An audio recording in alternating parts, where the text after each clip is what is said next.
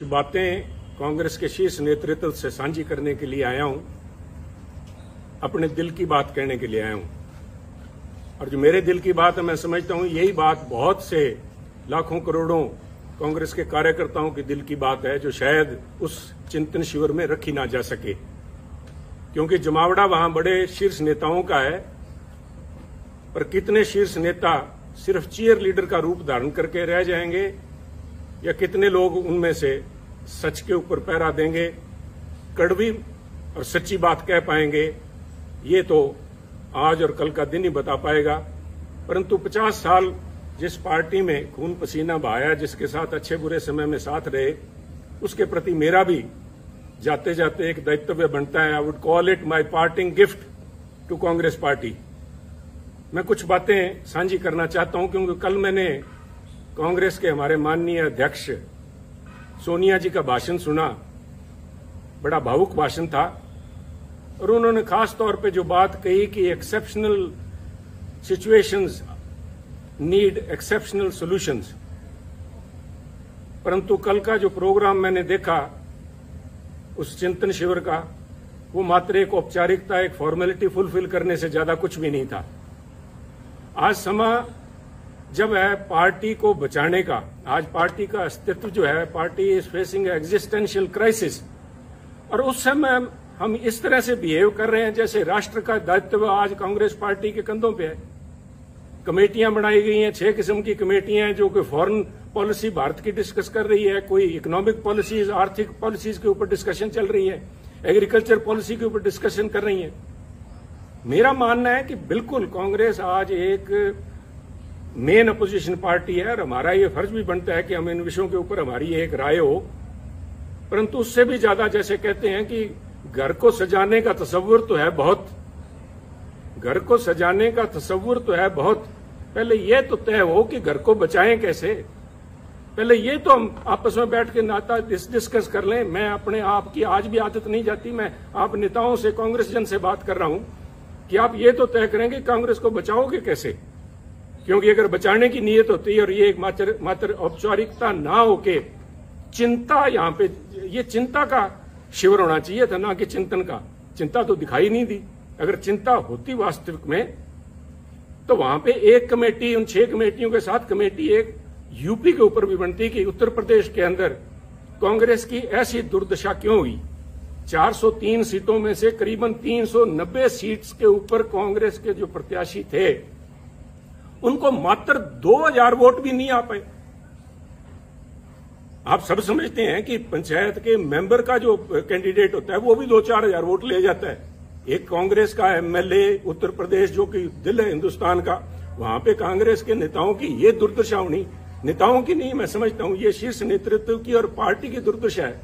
उसके ऊपर कोई कमेटी बनी, क्या उस पर कोई विचार करेगा? कल कोई अजय जी, जो लालू जी हमारे, अजय लालू जी हमारे प्रधान है, क्या वो बात करेंगे, साझा करेंगे क्या कारण रहे, क्या कमियां, उनको सुधारने का प्रयास किया जाएगा।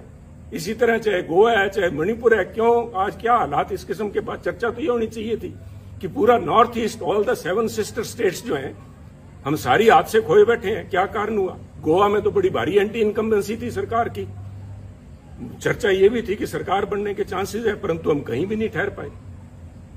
और उत्तराखंड की बात कीजिए, और उत्तराखंड की तो मैं स्पेशली बात करना चाहूंगा कि 2 सूबे प्रांत ऐसे थे जिनकी बातचीत हो रही थी कि उत्तराखंड और पंजाब के अंदर कांग्रेस बहुत ही अच्छा प्रदर्शन करेगी और दोनों में सरकार कांग्रेस की बनेगी। फिर क्या हुआ? क्या कोई वहां बता पाएगा कि उत्तराखंड के जो मुख्यमंत्री के प्रत्याशी थे हमारे हरीश रावत जी, उनका एक पांव पंजाब में था, एक पांव उनका देहरादून में था इलेक्शन दिन तक। क्या वो सोच लेके आए थे? क्या सोच के साथ हरीश रावत जी को पंजाब का प्रभारी बना के भेजा गया? क्या उनकी मंशा सिर्फ इतनी थी कि हम तो डूबे हैं सनम, तुमको भी ले डूबेंगे? खुद तो उनकी जो दुर्दशा हुई, और मैं इसमें कहने में संकोच नहीं करूंगा, मैं पहले भी कह चुका हूं और आज फिर कह रहा हूं, अगर हरीश रावत जी आ रहे हैं तो I call it divine justice, he deserved it. जो कांग्रेस पार्टी की दुर्दशा हुई है उसमें बहुत बड़ा रोल जो है एकमात्र इन व्यक्ति का है। सारा दायित्व तो इनके कंधों पे मैं नहीं डालूंगा, हमारी भी कमियां रही वहां पे, पर इनका बहुत बड़ा रोल था। ये एक कड़ी थे यहां से लोग ऊपर बात करने के लिए। और उससे भी ज्यादा जरूरी जब उत्तराखंड की बात करते हैं तो पंजाब की बात कैसे ना करेंगे। मैं पंजाब की बात के ऊपर कुछ समय लूंगा। मैं आपसे धैर्य की अपेक्षा करता हूं कि कृपया थोड़ा धैर्य रखें, क्योंकि पंजाब का मुद्दा सिर्फ वहां पे सरकार बनने ना बनने तक सीमित नहीं है। बहुत ही एक आधारभूत मुद्दा है जो पंजाब से जुड़ा हुआ है। पंजाब में जो घटनाएं वापरी हैं और जिस वजह से वहां पे पार्टी की जो दुर्गत हुई है पंजाब में, उसकी समस्याएं जो हैं उनके दूरगामी और आधारभूत उसका प्रभाव पड़ेगा। एक बात मैं मानता हूं कि देश जो है, भारतवर्ष जो है, एक सेकुलर देश है और उस भारतवर्ष के अंदर अगर सबसे कोई सेकुलर प्रांत है तो मुझे इस बात का गर्व है कि वो पंजाब है। और पंजाब ने बार बार ये दर्शाया है, यहां तक कि 25,000 पंजाबियों ने कुर्बानी दे के भी, आतंकवाद के उन काले दिनों में 25,000 पंजाबियों की कुर्बानियां हुई, परंतु वहां आपसी भाईचारे और सेकुलरिज्म के ऊपर आंच भी नहीं आई। परंतु आज एक छोटी सोच का व्यक्ति, छोटी सोच का सो कॉल्ड लीडर, छोटी सोच का एक छोटा नेता जो बड़े पदों पे आसीन है, उसकी जुबान ने वो करने का प्रयास किया जो आतंकवाद के काले दिनों के अंदर AK-47 की गोलियां भी नहीं कर पाई। ये तो पंजाबियों को मैं दाद देता हूं कि उन्होंने फिर से मौका संभाला। और आप देखिए, जीता जागता सबूत देखिए। अगर किसी को इस बात के परिणाम की इसको प्रूफ की जरूरत है तो वो देखिए कि इस इलेक्शंस के अंदर जिसके नतीजे 10 मार्च को भी आए हैं, अगर धर्म की बात करें, सिखों ने, जो सिखों की पंथक पार्टी अकाली दल, उसको वोट नहीं डाला। हिंदुओं ने बीजेपी को वोट नहीं डाला और SC भाईचारे ने, हमारे दलित भाइयों ने कांग्रेस को वोट नहीं डाला। पंजाबियों ने एक सिख के तौर पे, एक हिंदू के तौर पे, एक दलित के तौर पे, क्रिश्चियन या मुस्लिम के तौर पे नहीं, उन्होंने पंजाबी के तौर पे वोट डाला और इस सारे आडंबर को ढा के उन्होंने एक आस और उम्मीद को वोट डाला, एक रंगले पंजाब की आस, एक बेहतर फ्यूचर, बेहतर भविष्य की आस में उन्होंने वोट डाला। वो आस कितने हद तक पूरी होती है तो समय बताएगा, परंतु पंजाबियों को ये दाद देनी होगी कि उन्होंने ये काली नजर जो हमारे कांग्रेसी नेता जो लगा रहे थे, जो हिंदू, सिख या दूसरे भाईचारों के अंदर जहर का बीज जिन्होंने बोया, मैं तो आज इस माध्यम से खासतौर पे कांग्रेस अध्यक्षा सोनिया जी से निवेदन करूंगा, मेरी हाथ जोड़ के करबद्ध प्रार्थना है, सोनिया जी, राजनीति सारे देश में कर लीजिएगा, परंतु पंजाब को बख्शिए। पंजाब ने बहुत काले दिन देखे हैं। पंजाब में अगर पंजाब को परसेंटेज के प्रिज्म से नहीं देख सकते आप, पंजाब को 33% अमुक कौम है, 40% अमुक कौम है, बाकी बचते नॉन सिख हैं या किस खाते में डाल रहे हैं, कृपया करके बख्शिए पंजाब को। पंजाब एक है। ये जो बात जिन लोगों ने, आपके जो नेता, आपकी सलाहकार है, मैं नाम भी लूंगा क्योंकि आज वो उन्हीं के चलते सारा बखेड़ा खड़ा हुआ है कि आज मेरे को इस चैनल पे के माध्यम से आपसे बात करने की जरूरत पड़ रही है। अंबिका सोनी जी के एक जबान ने, मैं समझता हूं, ना सिर्फ कांग्रेस को, तो कांग्रेस का तो बंटा उन्होंने बेड़ा डुबाया, परंतु उन्होंने पंजाब के माथे पे कलंक लगाया, सिखों के माथे पे कलंक लगाया, सिक्खी के माथे पे कलंक लगाया। उन्होंने हिंदुओं को बदनाम किया, हिंदुओं को निरादर किया। क्या ऐसे नेता का कांग्रेस में बने रहने का कोई हक है, कोई औचित्य है? अगर औचित्य है तो मैं आपसे निवेदन करूंगा कि आज के समागम के अंदर जब उदयपुर में वो बैठी हैं और आपके साथ मंच पे बराबर बैठी हैं, तो उनसे निवेदन करें कि उठ के वो बताएं कि Punjab, what is Sikhism, Sikhism है क्या जिसको उन्होंने इतना बड़ा दोष लगा दिया।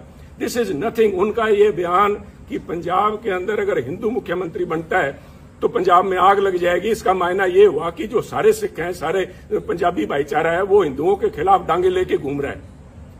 हिंदू सिख भाईचारे के अंदर दरार डालने की ये जो कोशिश, खुदा आपकी सलाहकारा अंबिका सोनी जी और उनके जो कुछ चंद चेले जो हैं, जो पंजाब के अंदर बैठे थे जिस समय ये फैसला हो रहा था, 4-5 जो यहां थे और वो 4-5 मोस्टली आज वहां आए हुए हैं आपके पास वक्ता के तौर पे, उनको बेनकाब करना जरूरी है। उन्होंने कहा था कि अगर हिंदू बन गया पंजाब में मुख्यमंत्री तो पंजाब में आग लग जाएगी। Is this some pre planned way of vilification of Sikhs? Are you trying to vilify a whole community कि वो इतने इनटॉलरेंट है, उनके अंदर ये सहनशीलता ही नहीं है कि किसी और को बनता देख सकें। और इनकी अंबिका जी की बात में अगर कहीं सच्चाई होती तो मैं समझता हूं कि अकाल तख्त के जत्थेदार साहब ने जिस दिन इनका बयान आया उसी दिन उन्होंने कहा, अकाल तख्त साहब का वो बयान मैं समझता हूं स्वर्णिम अक्षरों में दिखा जाने वाला है कि पंजाब के अंदर हिंदू सिख होना कोई मायने नहीं रखता। सोनिया जी, मैं आपसे निवेदन करना चाहूंगा, अकाल तख्त कोई छोटा मोटा जगह नहीं है, is a temporal seat of Sikhism. यहां पे महाराजा रणजीत सिंह भी आके पेश हुए हैं। अगर उनके हेड ग्रंथी ये बात कहते हैं, वहां के जत्थेदार साहब कहते हैं, तो ये क्या ज्यादा सिखों के बारे में या पंजाब के बारे में जानते हैं? एक ऐसा लीडर, एक तरफ हम इल्जाम लगाते हैं आम आदमी पार्टी के ऊपर कि वो पंजाब का भला नहीं कर पाएंगे क्योंकि उनकी लीडरशिप दिल्ली से चलाती है, जिनको दिल्ली के बारे में ज्ञान नहीं।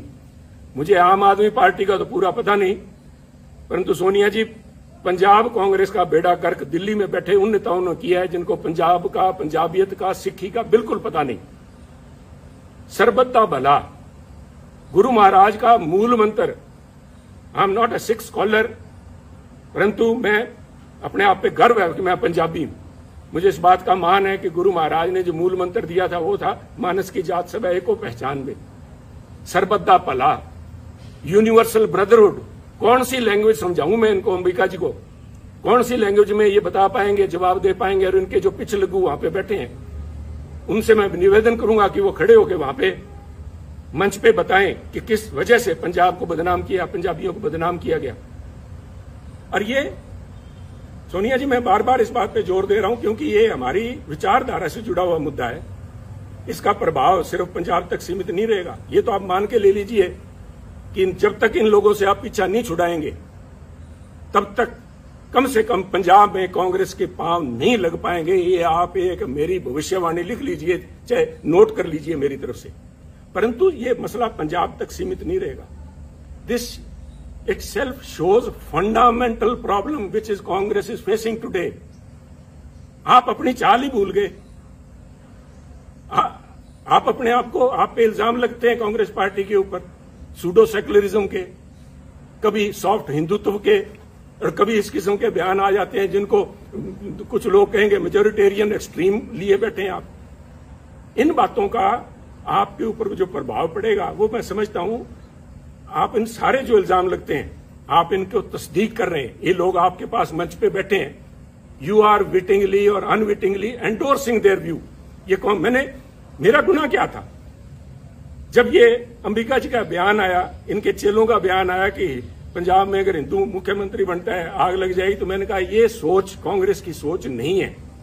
ये सोच किसी एक, I said, a petty person, a small-minded person occupying high positions, and I meant your advisor, Ambika ji. Let me be honest with you. मेरे को फांसी लगानी है, लगाइए आप। मैं आज यहाँ सफाइयां देने के लिए नहीं आया आपके पास में। मैं तो आपको एक राय देने के लिए आया हूं, जो पंजाब की भावना आपके सामने रखना चाहता हूं। अगर इन लोगों को आज आप भी अपने साथ बिठाए बैठे हैं पंजाब में, आप भूल जाइए पंजाब के बारे में। इनको ना सिर्फ सिख, ना सिर्फ हिंदू, बल्कि पंजाब का एक एक बच्चा इनको कोसेगा और इनको ये परिणाम भुगतने पड़ेंगे, अंबिका जी को और इनके इन चेलों को, जिन्होंने यहाँ पे पंजाब कांग्रेस भवन में या होटल के कमरों में जाके अजय माकन जी को या हरीश रावत और उनको हरीश बाइतू को जाके जो कहा था, इसका देना आपको देना पड़ेगा। परंतु आज अगर आप भी नहीं समझते, पंजाब के लोगों ने आपको जो कुछ दिखाया है उसके बाद भी अगर नहीं समझे, और आप आज भी, जैसे मैं समझता हूं it was a poor attempt to portray Congress as BSP in Punjab. आपने निर्णय, राहुल जी ने लिया, बड़ा अच्छा निर्णय था, सबसे पहले स्वागत मैंने किया था, that he has broken a glass ceiling. पर जिस तरीके से उसको प्रस्तुत किया गया, तो लोगों ने कहा कि अगर हमने जात पात और जाति के आधार पर वोट डालना है तो हम नकली बीएसपी को वोट क्यों डालें, असली बीएसपी को क्यों नहीं डाल लेते? और वही मसला आपके साथ, चाहे आप जब सॉफ्ट हिंदुत्व की बात करते हैं, लोग कहेंगे अगर वोट ही धर्म के नाम पे डालना है तो फिर बीजेपी को क्यों ना डालें, ये नकली बीजेपी को क्यों डालें? तो आप अपने वजूद पे रहिए। Don't this drift of your intellectual, you are losing the moorings, intellectual moorings. यही तो आपके पास सारा कुछ था। इसी विचारधारा के साथ तो लोग हमारे जैसे जुड़े थे। और आप में दूसरों में फर्क क्या है, इसका कौन जवाब देगा? ये जवाब तो आपको ढूंढने पड़ेंगे। इसके लिए किसी सलाहकार की जरूरत नहीं पड़ेगी। इसके साथ ही पंजाब की जब मैं बात करूंगा, मैं नहीं चाहता था कि मैं अपनी बात करूं। मैं यहां सफाई फिर से कह रहा हूं, मैं सफाई देने के लिए यहां नहीं आया। मैं अपने एक एक शब्द के ऊपर आज कायम हूं। मैंने जब आपको कहा था कि ये जो दिल्ली के अंदर आपके पास लोग बैठे हैं, आपको आंखें दिखा के और बाहर जाके कहते हैं समझौता हमसे करने का प्रयास करिए कांग्रेस अध्यक्षा, उन्होंने ना सिर्फ आपकी पद की गरिमा को ठेस लगाई बल्कि कांग्रेस की सोच को भी ठेस लगाई। मैं आज भी उस बात पे पहरा देता हूं। परंतु मैं इसलिए कह रहा हूं कि मुद्दा मुझे नोटिस दिया गया, सो कॉल्ड नोटिस, वो तो हमको कहें काफिर, ये अल्लाह की मर्जी है। कमाल होगी साहब। मैं तो आपसे ये पूछना चाहता हूं, सोनिया जी शायद आपको मालूम नहीं था, मैं देखिए इतनी बड़ी संस्था है, आपके पास कितने पूर्व या एक्टिंग कांग्रेस प्रधान सूबों के रहे होंगे, शायद आपको नहीं पता था कि सुनील के पास कोई भी पद नहीं है। जब आपने सुनील के खिलाफ एक फरमान जारी किया कि सुनील को पार्टी के सभी पदों से निलंबित किया जाता है, मेरे पास पद था कौन सा साहब? मेरे पास तो एक विचारधारा है, वो आज भी मेरे पास है। मैं अपनी बात पे आज भी खड़ा हूं। आप कहीं बदल गए होंगे, आपकी सोच बदल गई होगी। सुनील तो जाखड़ तो जहां खड़ा था वहीं खड़ा, ये हमारी कमजोरी है, यही हमारी स्ट्रेंथ है। हम तो जहां हैं वहीं खड़े हैं। परंतु जिन्होंने, वो कहते हैं कि आपने संबंध विच्छेद नहीं किया सुनील जाखड़ से, आपने दिल तोड़ा है। दिल भी तोड़ा तो तूने सलीके से न तोड़ा, बेवफाई के भी कुछ आदाब होते हैं। नोटिस दे रहे हो सुनील जाखड़ को, 50 साल 3 पीढ़ियों का संबंध है। मुझसे बात करने में किसी को शर्म आ रही थी? ये मैं सारे जवाब आपको दे सकता था, परंतु मैं आज जवाब देने के लिए नहीं आया। मैं जो बात देने का आपसे कहने के लिए आया हूं, जिस क्या कहूं मैं, मजाक कहूं या इसके ऊपर तरस आता है मुझे, मुझसे आपने मुझे नोटिस दिलाया, एक ऐसे व्यक्ति से नोटिस दिलाया, और इस बात के लिए नोटिस दिलाया कि मैंने आपकी सलाहकारा के खिलाफ अपशब्द बोले हैं। चलो मैंने तो आपकी सलाहकार अंबिका जी के खिलाफ जो कुछ बोला ना बोला, पर नोटिस इससे दिलाया आपने। तारिक अनवर जी एक बड़े सुलझे हुए परिपक्व नेता हैं, उनका तो आपको ध्यान होगा कि वो 1999 में, आज से करीबन 20 साल से ज्यादा पहले, कांग्रेस छोड़ के चले गए थे। आपको ये भी पता होगा कि वो क्यों छोड़ के गए थे। वो ये कह के छोड़ के गए थे कि सोनिया गांधी एक विदेशी महिला है, और विदेशी महिला अगर इंडियन नेशनल कांग्रेस की अध्यक्षा बनती हैं तो मैं उसे कदापि सहन नहीं कर सकता। और यही तारिक अनवर साहब, संगवा साहब और पवार साहब के जाके इन्होंने सरकार अपनी पार्टी बनाई थी। आप भूल गए क्या? कोई आपको बताने वाली, ये सलाहकार आपकी बताने वाली थी नहीं क्या? और ये क्या बताएंगी साहब? वो कहते नहीं, यहां तो हर शाख पे उल्लू बैठा है। इन श्रीमती जी की, अंबिका सोनी जी की बताऊं मैं आपको, आप उनसे हमें, जिसके ऊपर मैंने इल्जाम लगाए, मैं आपके माध्यम से, सोनिया जी, मैं आपको, क्योंकि आप बड़े हैं, आप अध्यक्ष हैं, आपके माध्यम से एक स्पीकर के तौर पे मैं आपके माध्यम से कांग्रेस जनों से बात कर रहा हूं कि जिस व्यक्ति पे मैंने आरोप लगाए हो, क्या वो मेरे खिलाफ अनुशासन कमेटी में बैठ सकती है जज बन के? कहते वही कातिल, वही शाहिद और वही मुंसिफ ठहरे। वही कातिल, वही शाहिद और वही मुंसिफ ठहरे। ऐ खुदा, मैं अपने कत्ल का दावा करूं किस पे? मैं किसको जाके कहूं ये बात? ये मेरे पे फैसला करेगी। 1977 में कहां थी जब इमरजेंसी के बाद सोनिया जी परछाया छोड़ गया था कांग्रेसियों का? जो लोग थे, इन किस्म के जो वक्ती लोग थे, these are fair weather friends, they are fair weather warriors. Indira ji की चहेती थी ये, संजय जी के साथ ही मिलकर काम करती थी, इसलिए इंदिरा जी का इनके तरफ बड़ा मान सत्कार था। और उस मान सत्कार का नतीजा इसी अंबिका सोनी जी ने यह दिया कि 1977 में जब उनको अपने साथियों की जरूरत थी तो अंबिका जी सबसे पहले उस डूबते जहाज से छलांग मार के गई थी। जहाज से डूबने वालों को क्या कहते हैं मैं नहीं इस चक्कर में पड़ूंगा। और ना सिर्फ छलांग लगा के गई, ना सिर्फ उन्होंने यहां से कांग्रेस उससे चंडीगढ़ से इलेक्शन लड़ा जगन्नाथ कौशल जी के खिलाफ, कांग्रेस के प्रत्याशी के खिलाफ। इन्होंने मेरठ में जाके 84 में फिर महसीना को दुबई जी बैठी होंगी, मैंने देखा नहीं कल प्रोग्राम में उनको। मैं अल्लाह ताला से यही दुआ करता हूं कि उनकी सेहत कायम रहे, वो यहां हो। उनसे पूछिएगा कि इन अंबिका सोनी जी ने इंदिरा जी के खिलाफ क्या क्या अभद्र भाषा इस्तेमाल की थी। आप बड़े दिल के नेता हैं राहुल जी, और आप भूल जाएंगे सोनिया जी, हम नहीं भूलते। हम तो गांठ बांध के बैठे हैं। और ऐसे लोगों को बेनकाब करना पड़ेगा। जब मैं ये बातें कर रहा हूं, जो मेरा ये किस्सा है, this is a case study in itself, the way Punjab issue has been handled from the very beginning. छोड़िए सुनील को उतारा गया जुलाई 2021 के अंदर ये कह के कि सुनील जाखड़ मुख्यमंत्री कैप्टन अमरिंदर सिंह जी के साथ मिलकर काम करता, उनका बहुत नजदीकी है, मिले हुए दोनों।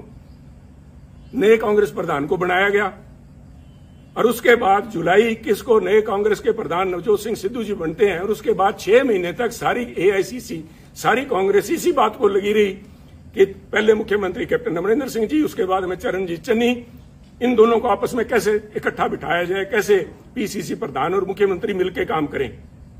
व्हाट वाज इट, क्या था ये? क्या आप इसी एक बात पे, किसी एक बात पे खड़े हैं क्या? कोई स्टैंड है पार्टी का?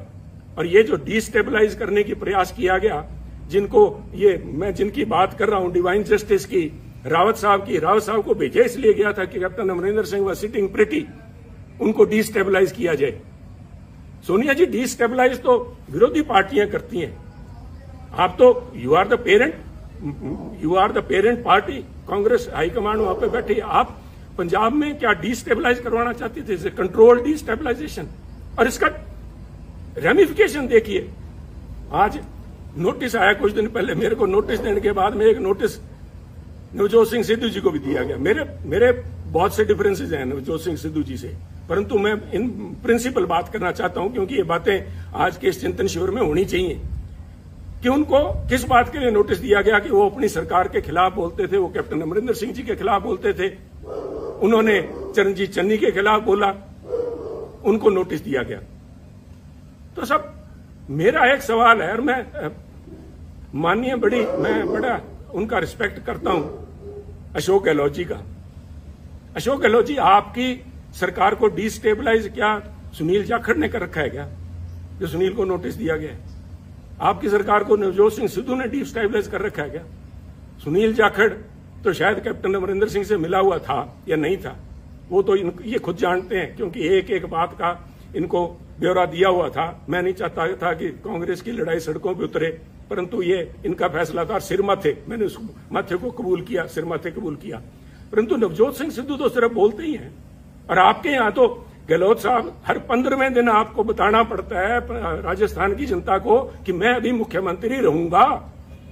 और जिन लोगों ने मानेसर में जाके महीना तक कैंप किए रखा, आपकी सरकार के ऊपर ही एनफोर्समेंट डायरेक्टरेट की रेड करवाई, वो तो आप अच्छे थे कि पंजाब वाले से हालात आपके साथ नहीं बने, आपके भांजे भतीजे के यहां 25-30 करोड़ रुपए नहीं मिले तो आप बच गए।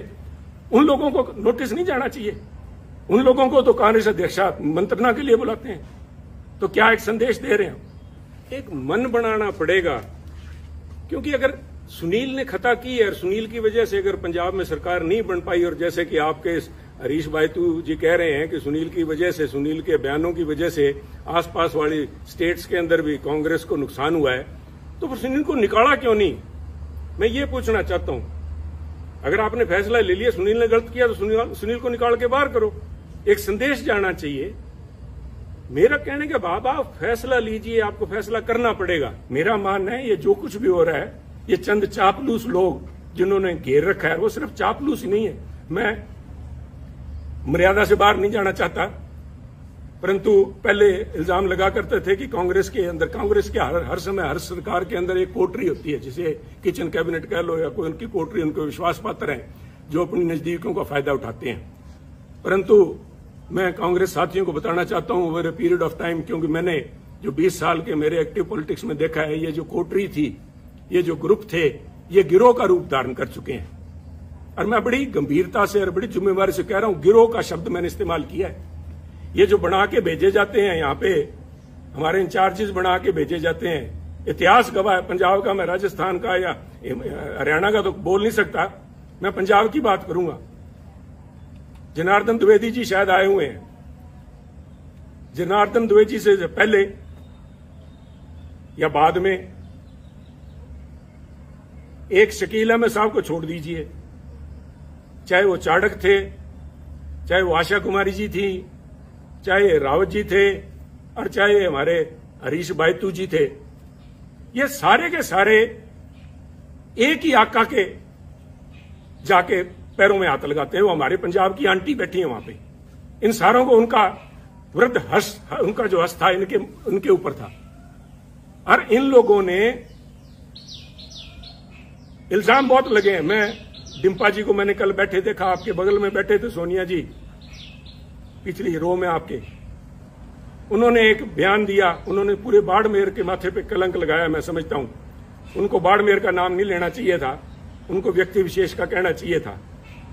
परंतु मुझे पता है कि वो नहीं बोलेंगे, ना ही उनके खिलाफ कार्रवाई होगी, क्योंकि मैं देखिए यहां बैठ के राय देनी बहुत आसान है। मैं समझता हूं कि पार्टी को चलाने के लिए बहुत सी आपकी मजबूरियां होती हैं, मजबूरियां हैं भी, चलाने के लिए बहुत अकोमोडेट भी करना पड़ता है। अकोमोडेट कीजिए। मैं नहीं कह रहा कि आप जसवीर सिंह डिम्पा जी की, जिन्होंने कहा था कि बाड़मेर का ठग कहा था या बाड़मेर का डाकू कहा था, मुझे याद नहीं, उन पे एक्शन ना लीजिए। मैं नहीं चाहता कि आपकी संख्या, एमपीज की संख्या घटे, परंतु मैं इतना जरूर चाहूंगा कि एक कमेटी तो बनाई जाए कि क्या हुआ।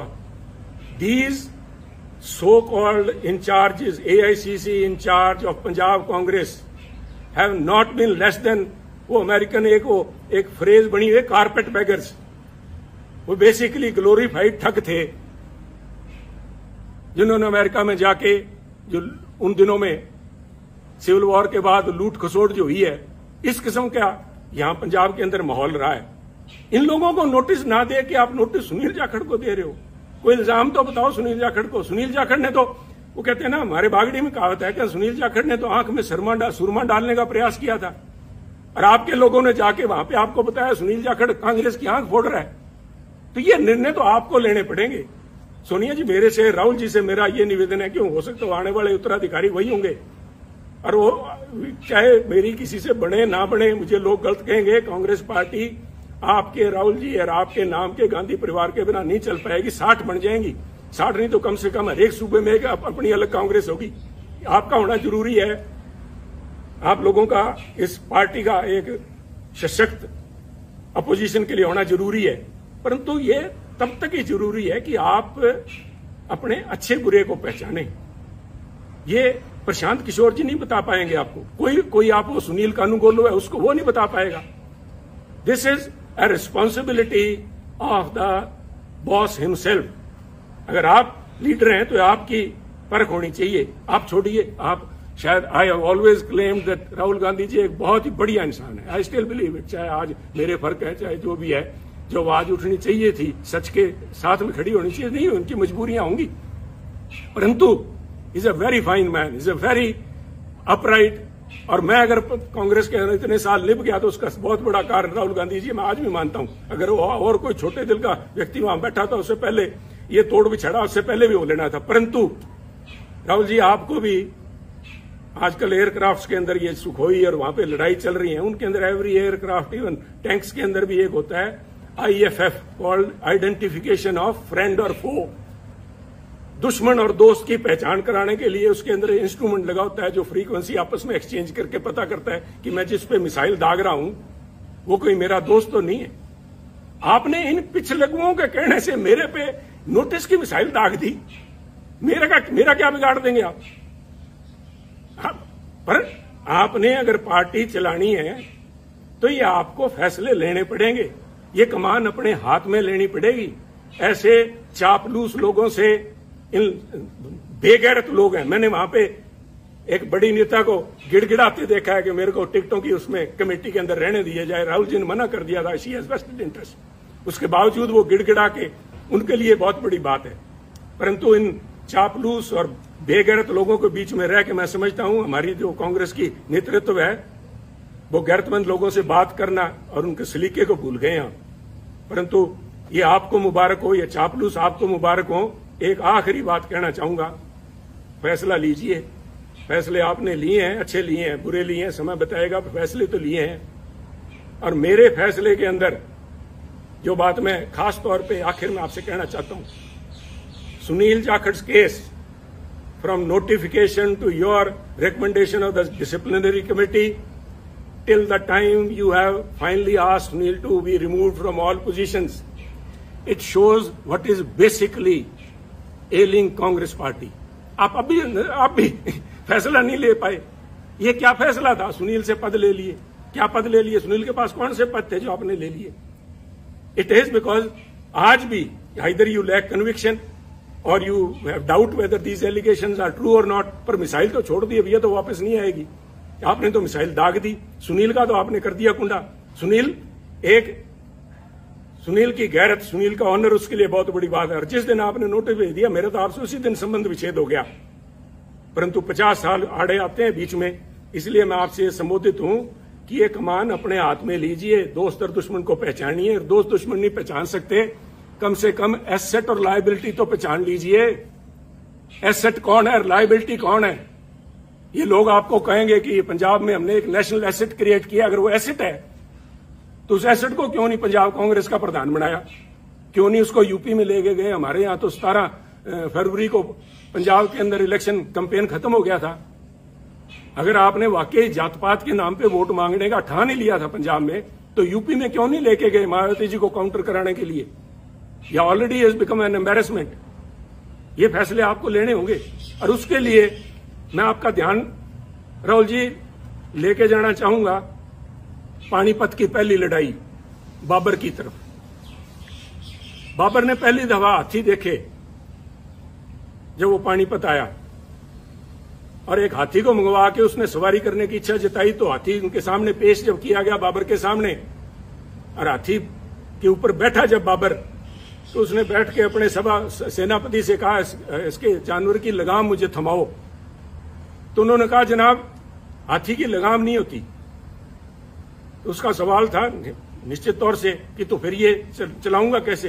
कहते जी इसकी जो लगाम है, जो इसका जो अंकुश है, वो सामने जो बैठा है, वो जो अंबिका सोनी तायब बैठे हैं या कोई तारिक अनवर बैठा है, उनके हाथ में अंकुश वो है। अंकुश है जो प्रौढ़ जिसको बोलते हैं, वो है। तो बाबर ने तब कहा था कि इसको हाथी को बिठाओ और मेरे को नीचे उतारो। तो उन्होंने कहा क्या बात होगी महाराज? तो उन्होंने कहा मैं उस चीज की सवारी कभी नहीं करूंगा जिस चीज की लगाम, जिस जानवर की लगाम मेरे हाथ में ना हो, जिस संस्था की लगाम मेरे हाथ में ना हो। तो मेरी आपसे बेनती यही है, with all due respect and for all the respect and all the time we have spent together and with the party, 50 साल की, आगे बढ़िए, कमान सामिए और इन पिछले लोगों को ऊपर छोड़ के कांग्रेस पार्टी को अगर जिंदा रखना है तो ये लगाम अपने हाथ में लीजिए।